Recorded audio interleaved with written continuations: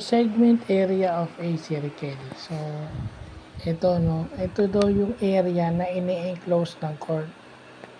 So, yung nasa ibabaw nung yung chord isang straight line na nakalay sa within the circular arc. So, kung ano yung area na kinakat ng chord, yun yung tinatawag na segment area. So, may formula tayo rito.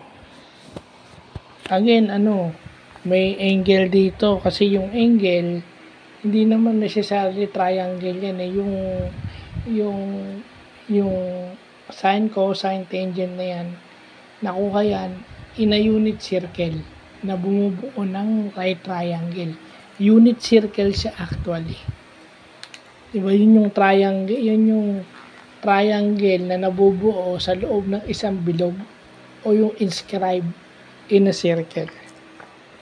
So yan yung formula niya. Segment area in degrees, ayan, alagay. Tapos meron tayong segment area in radians. So yan yung sample natin dito, no, yung in radians muna. Ay, in degrees pala. Oh. In degrees. So yung theta is 30 degrees.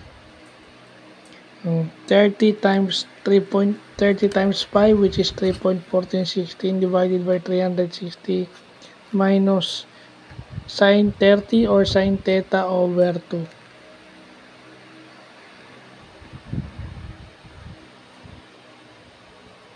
Sine 30 is 1/2. So kalahati ng 1/2, 1/4, kaya 0.25.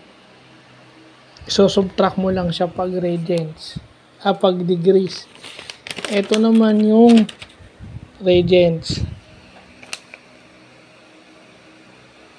Kailangan yung angle mo, yung calculator mo dapat in radian mode.